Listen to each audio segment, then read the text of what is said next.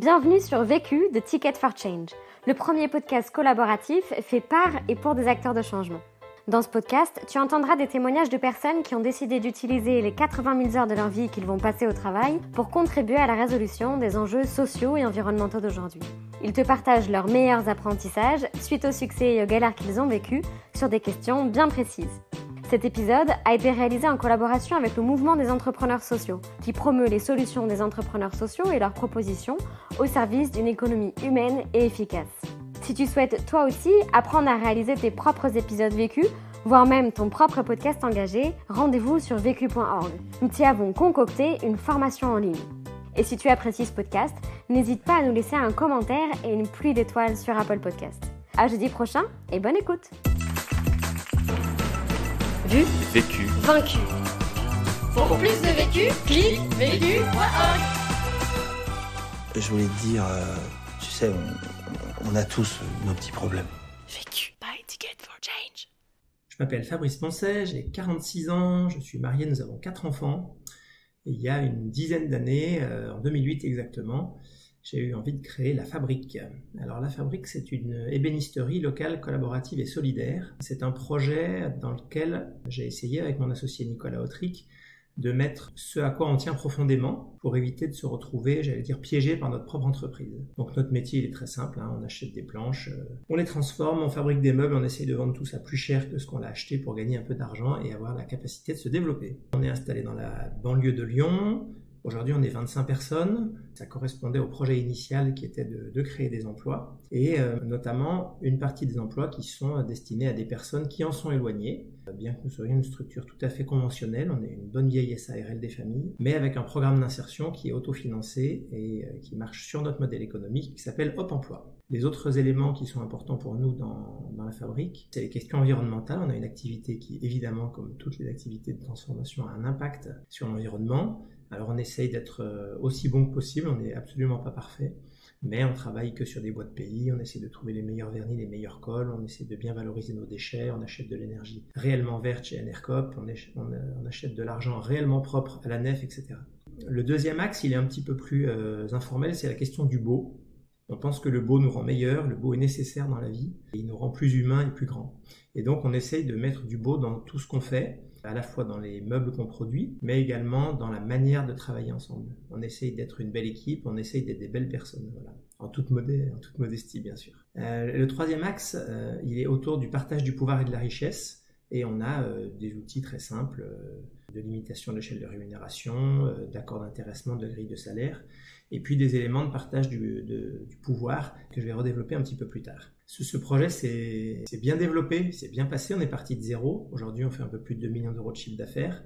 On a bien trouvé notre marché. Si on a pu développer tout ce qui nous tenait à cœur, c'est avant tout parce qu'on a essayé et réussi d'être performant, au sens d'être organisé, méthodique, rigoureux, de faire notre travail sérieusement, de jamais négliger le service qu'on doit rendre aux clients et d'autres choses comme ça. La question: comment mettre en place une gouvernance innovante dans une entreprise conventionnelle? Le vécu. Il y a un point sur lequel on est un petit peu embêté. L'année dernière, pour les 10 ans, on a essayé de regarder la photo de ce qu'on avait construit par rapport au papier qu'on avait écrit au départ. C'était à peu près ce qu'on avait écrit en 2008. Mais il y a un point sur lequel on trouvait qu'on était un peu en retrait, c'était celui justement du partage du pouvoir, d'une gouvernance plus collective, plus collaborative. Alors, il y a des signaux qui nous ont un peu alertés là-dessus, notamment une charge un peu trop forte du côté de mon associé, et puis des solutions qu'on avait cherché à mettre en place et qui ne donnaient pas satisfaction. Et là, on s'est dit, il faut opérer une transformation. Et donc, pour l'anniversaire des 10 ans de La Fabrique, on a proposé aux salariés une grande transformation de la gouvernance de l'entreprise. Premier apprentissage. Apprentissage numéro 1, assumer les dysfonctionnements et bien sûr les partager. Là, je crois que le point de départ de toute transformation, c'est de savoir regarder ses échecs en face, de savoir les assumer, les mauvaises décisions, et très important de savoir les partager, de savoir les construire et les appréhender collectivement. Il y a 3 éléments importants chez nous qui nous ont mis en échec. Alors quand je dis en échec, il ne s'agit pas d'un drame, mais c'est des éléments qui amenaient à un fonctionnement qui ne nous satisfaisait pas. D'abord, on est passé assez rapidement de 15 à 25 personnes, sans changer la structure d'organisation, sans changer la structure de décision. Et dans ce qu'on avait construit en termes de dialogue social et en termes de gouvernance, les outils ne fonctionnaient plus. Pour être un peu plus précis, de tout temps, on a tenu à la fabrique un conseil d'entreprise qui réunit tous les salariés toutes les 6 semaines pour un temps d'information, un temps de concertation et un temps qui initialement et jusqu'à l'année dernière était aussi un temps de décision. Et donc on avait des moments de décision à 25. C'était un peu compliqué, c'était pas très satisfaisant dans la qualité des échanges et du dialogue parce que finalement c'est un peu toujours les mêmes personnes qui parlent, la parole n'est pas très libre et puis décider à 25 c'est un petit peu difficile. Alors on décidait pas tout évidemment, il y avait un certain nombre de sujets comme par exemple la mise en place de l'accord d'intéressement, les discussions sur les délais du personnel, la mise en place d'une complémentaire santé, voilà, d'autres éléments qui ont été décidés collectivement. Le deuxième étage, on va dire, du dialogue, c'était un open café qu'on avait créé pour les salariés. On s'était dit, puisque les discussions ne sont pas très fluides, peut-être que c'est à cause de notre présence, et donc on va proposer une réunion toutes les 6 semaines à nouveau, donc ça devient une réunion toutes les 3 semaines puisqu'elles étaient en alternance. On va proposer une réunion aux salariés sans les gérants pour qu'ils puissent faire des propositions, travailler des sujets, avancer sur un certain nombre de points. Cet Open Café, il y a eu quelques éléments qui sont bien passés quand on était dans la construction par exemple d'un accord de réorganisation du temps de travail et de la gestion du travail dans la semaine, on va dire. Mais quand il n'y avait pas de sujet très important, c'était pas très satisfaisant. Des fois, c'était un peu le bureau des pleurs. Nous, on n'était pas là pour apporter des réponses. Il y avait des choses qui étaient dites qui pouvaient être fausses même. Donc, il aurait suffi de pouvoir simplement les expliquer. Et puis, je crois que là où on n'est pas champion du monde avec Nicolas, c'est que des fois, on est un peu trop flou. On est plutôt agile dans notre manière de travailler. Et donc, on ne s'embarrasse pas toujours de trop de formalisme ou de trop de précision. Or, dans le cadre de cet Open Café, eh bien, les règles n'étaient pas assez claires. Les salariés ne savaient pas bien quels étaient leurs pouvoirs de décision, leurs pouvoirs de contribution. Et donc, au final, cet Open Café ne donnait pas satisfaction. Et puis, le troisième élément, on a mis en place des chefs d'équipe qui étaient tournants, c'est-à-dire qu'il y avait 3 chargés de production qui eux-mêmes encadraient des équipes qui étaient mouvantes. Une fois, un chargé de production pouvait avoir 2 équipiers, une fois, il pouvait en avoir 5, une fois, il pouvait bosser tout seul. Donc, c'était une espèce de ligne hiérarchique flottante et au final, en étant flottante, elle est devenue floue. Et le seul vrai hiérarchique de l'entreprise, c'était mon associé Nicolas qui gérait l'ensemble de la production. Voilà, donc ces 3 éléments nous ont amenés à se dire qu'il fallait changer. Ce que je dis là, c'est sans doute aussi une réécriture et une relecture qui a suivi la transformation de l'entreprise. Je ne suis pas sûr que le diagnostic, je l'aurais posé de cette manière-là précisément il y a 1 an. Il ne faut pas attendre d'avoir un diagnostic 100% parfait et 100% validé avant de commencer à bouger. Donc, on a commencé comme ça et finalement, notre compréhension des dysfonctionnements qu'on a eus, elle s'est affinée avec le temps. Ça dépend un peu des caractères des personnes, on va dire, voilà. Mais il ne faut pas avoir peur de se lancer avec une vision peut-être erronée ou un peu partielle de la situation. Évidemment, ce diagnostic, même imparfait, c'est important de le partager et de le partager en sincérité. Nous, on l'a fait lors du séminaire de lancement de la transformation, donc le 12 juin 2018 pour les 10 ans de la fabrique. Voilà, on s'était installé dans l'atelier, on n'était pas en salle de réunion, on n'était pas à l'extérieur, on voulait faire ça au cœur de ce qui fait la fabrique, c'est-à-dire l'atelier de fabrication. Et on s'est installé là et on a posé le diagnostic et on l'a détaillé, on l'a expliqué à toute l'équipe et en insistant aussi sur les erreurs qu'on avait pu faire. Tout ça pour mettre à plat les choses de manière saine en vue d'une transformation. Deuxième apprentissage. Apprentissage numéro 2, s'ouvrir à d'autres modèles pour mieux construire le sien. Alors, ce qui me semble important, en tout cas ce qui me tient à cœur, parce que là aussi c'est des questions de caractère et de construction personnelle, mais c'est de ne pas se figer dès le départ. Et donc les règles, les fonctionnements, dans le cadre d'une structure SARL ou SA ou n'importe quoi conventionnel, qui apporte très peu de contraintes, on a tout le temps de les construire par soi-même. Et ça me semble important.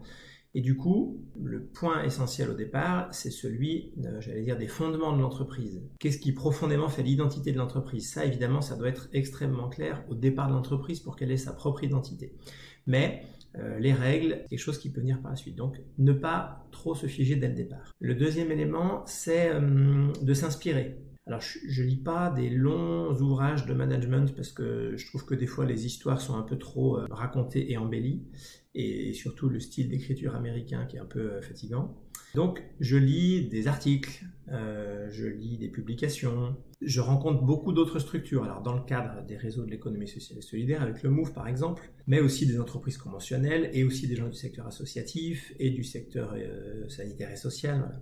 J'utilise aussi les réseaux sociaux, à titre professionnel. Quand je regarde mes amis Facebook, bien sûr, je lis des publications de gens qui vont de l'extrême droite à l'extrême gauche, du haut en bas, du nord au sud.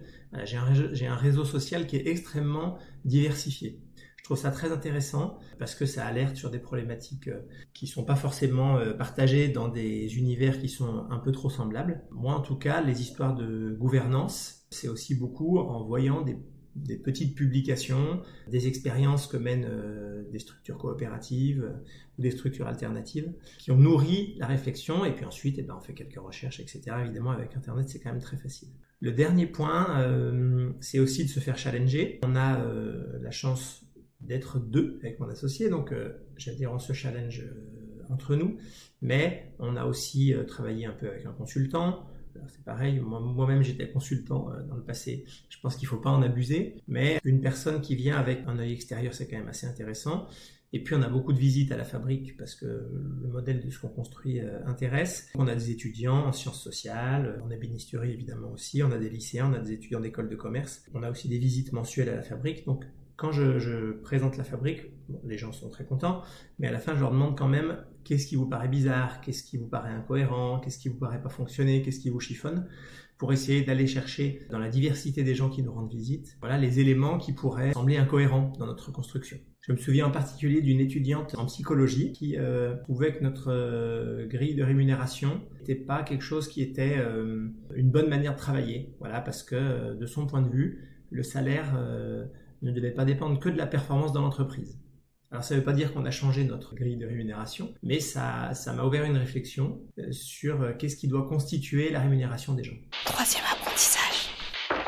Apprentissage numéro 3, prendre le temps de construire son propre point de vue. Alors je l'ai évoqué, on a la chance d'être deux associés. C'est un peu un challenge parce qu'il faut prendre soin de la relation. Nous, notre chance, c'est qu'on est très profondément en phase sur les fondements et les valeurs de notre entreprise. En revanche, on est assez différents à la fois dans nos compétences, dans nos caractères, et donc c'est quelque chose qui est très riche. Donc on parle beaucoup, tous les jours on parle de l'entreprise. Si on veut bien être compris, évidemment, il faut formuler clairement ce qu'on veut dire, et donc ça nécessite de le penser d'abord clairement. Le fait de devoir se parler implique de réfléchir, nous maintient de manière un peu régulière en veille et en réflexion intellectuelle. 2, c'est super. C'est évidemment très bien d'avoir recours à une tierce personne. Ce qui est important, c'est de trouver un accompagnateur, un coach, un consultant, vous l'appelez comme vous voulez, qui vous semble tout à fait légitime et avec lequel vous soyez en phase. Nous, ce qui nous a plu avec la personne qui nous a accompagnés, c'est que lui-même, il avait été directeur opérationnel d'une structure sociale de 40 salariés. Et que quand il parlait du management, de la gouvernance, quand il parlait des entretiens annuels, quand il parle d'un entretien de recadrage ou de la difficulté avec un salarié, il l'a vécu lui-même et c'est sur sa propre expérience. Ce qui est très intéressant avec une personne extérieure, c'est qu'elle nous aide à mettre à plat les représentations qu'on peut avoir, qui peuvent être fausses parfois. Je pense que par rapport à la transformation d'entreprise qu'on voulait mener, derrière les mêmes mots, Nicolas et moi, on mettait des fois des choses différentes et on avait des craintes différentes. Et ce travail, on a pu le faire avec ce consultant. Et ça a été très important pour qu'on soit vraiment tous les deux complètement en phase sur les diagnostics. Souvent, on me demande quand est-ce que vous avez eu le déclic, machin, etc. Alors moi, je ne crois pas au déclic. J'ai une formation d'ingénieur. Je crois à la décantation. Voilà, la décantation, c'est très simple. Quand vous avez une eau qui est souillée avec de la boue, vous la mettez dans un verre, vous la laissez sur l'étagère, et petit à petit, la boue se dépose au fond. Et le liquide qui reste au-dessus est complètement limpide. Moi, je fonctionne comme ça. J'accumule des sédiments, des choses qui peuvent se passer dans l'atelier concrètement, une réflexion que me fait un salarié, une lecture que j'ai eue, une discussion qu'on a eue, et puis ça décante un peu en arrière-plan dans mon cerveau. Je laisse reposer tout ça et à un moment donné, les solutions apparaissent et elles apparaissent souvent dans les périodes où on est un peu débranché. Ça ne veut pas dire que je pense à mon travail pendant les vacances, je pars en vacances la plupart du temps sans téléphone, mais le travail se fait un peu à mon insu et il se trouve que c'est dans des moments où je suis le plus loin de l'opérationnel que les idées pour construire les projets d'avenir m'arrivent. Quatrième apprentissage. Apprentissage numéro 4, qui n'est pas le moins intéressant, assumer ses paradoxes. Alors, il y a quelque chose effectivement d'un peu paradoxal, l'idée de régner pour mieux partager, c'est que dans une entreprise, à un moment donné, il faut qu'il y ait quelqu'un qui lance un truc. Et donc, ce projet d'un partage plus prononcé du pouvoir, d'un fonctionnement plus collaboratif, plus collectif, il faut l'imposer de manière un peu tyrannique finalement. Et donc, moi j'aime bien ce paradoxe, je trouve ça assez intéressant. Ça me renvoie à l'idée qu'il ne peut pas y avoir 10 leaders sur un projet, en tout cas pour moi.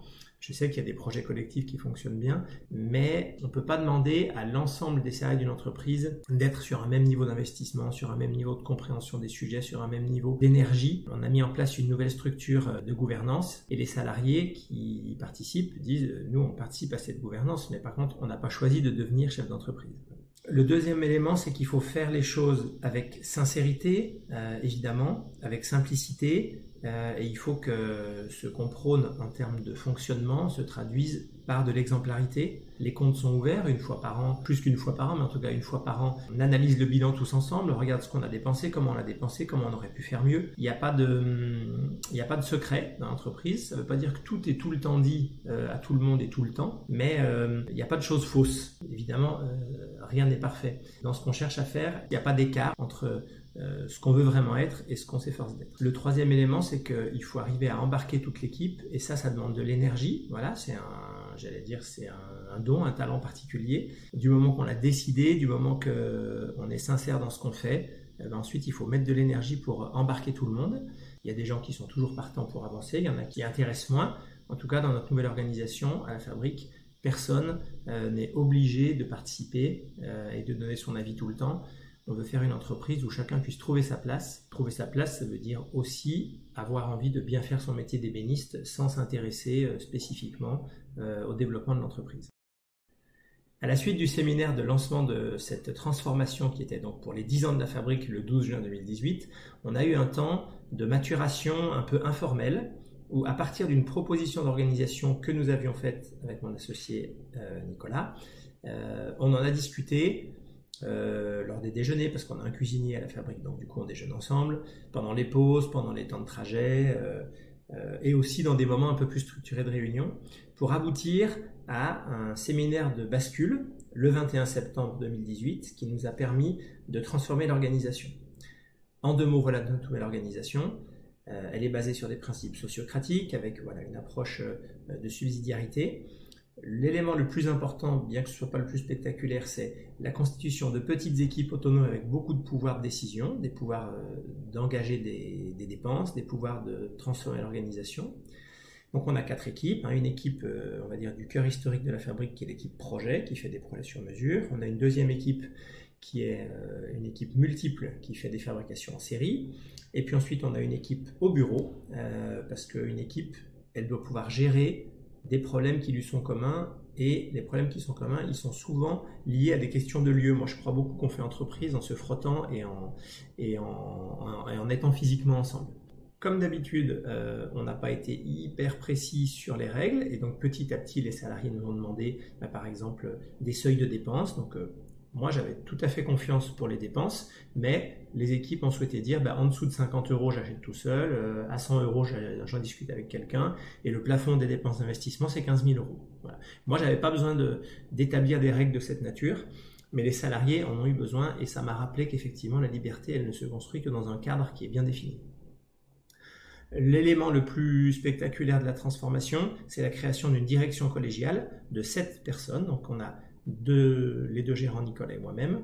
Ensuite, on a 2 personnes qu'on a nommées. Et ensuite, on a 3 personnes qui ont été élues sur un mode d'élection sans candidat par l'ensemble de la Fabrique. C'est une instance opérationnelle. On se voit tous les jeudis de 11h à midi. Et on y traite de tous les sujets, sauf ceux que la direction collégiale a décidé de ne pas traiter, puisque les salariés n'ont pas envie de traiter un certain nombre de sujets, notamment les licenciements, la question des salaires. Mais sinon, tout est mis sur la table et tout est décidé, et on travaille toujours sur la base de principes sociocratiques, on travaille par consentement. Rien n'est figé, juridiquement, rien n'est écrit, tout fonctionne sur la confiance avec laquelle on travaille et la sincérité avec laquelle on met les choses en œuvre. 5e apprentissage. Apprentissage numéro 5, cadrer mais garder de la souplesse. Pour moi, c'est important de ne pas trop figer les choses, Ne rien figer, c'est peut-être un peu embêtant, et ça peut être le reproche qu'on nous fait parfois. Tout ce qu'on fait, on peut revenir en arrière du jour au lendemain. Si on veut tout arrêter, on arrête tout. Alors juridiquement, c'est possible. Humainement et en termes managériels, ce serait évidemment désastreux puisque ce serait nier tout ce qu'on a fait depuis une dizaine d'années. Voilà, il faut utiliser le formalisme et les règles à bon escient pour qu'elles permettent de fonctionner au quotidien. Dans la direction collégiale, on a aussi travaillé à améliorer la formulation de nos décisions et la communication aux salariés. Je me suis rendu compte qu'avec Nicolas, on décidait des trucs, on en parlait un lundi matin et puis zou, c'était bon quoi. Là, en direction collégiale, on reformule les décisions avec un verbe d'action. On la note dans un cahier de décision et ce cahier, il est lu le lundi matin par le secrétaire de la séance. Voilà, et puis c'est important pour nous de garder le dialogue au cœur de l'entreprise, la discussion, les aspirations qui sont liées aux compétences et au caractère de chacun. On doit repartager le pouvoir largement, on doit travailler de manière plus collaborative entre nous, mais chacun ne peut pas faire ce qu'il veut. Conseil Pour gagner du temps. Mon conseil pour gagner du temps, c'est de faire sienne cette maxime américaine qui est que terminer, c'est mieux que parfait. Conseil Pour gagner de l'énergie. Pour gagner de l'énergie, il faut faire ce qu'on aime. Et donc, il faut essayer dans l'entreprise de trouver les tâches qui donnent satisfaction, même si évidemment on a des obligations et qu'on ne fait pas exactement ce qu'on veut. Mais quand je dis faire ce qu'on aime, c'est aussi très important de continuer à faire ce qu'on aime en dehors de l'entreprise. C'est pas parce qu'on crée une entreprise qu'on doit arrêter le yoga, qu'on doit arrêter le basket, qu'on doit arrêter le tennis ou la marche à pied. Il faut absolument continuer à faire ce qu'on aime par ailleurs. L'autre question. La question que je me pose en ce moment, c'est est-ce que quelqu'un a déjà réussi une expérience d'autodétermination des salaires ? Vu, Vécu. vaincu. Pour plus de vécu, clique vécu.org. Voilà, ça répond à votre question.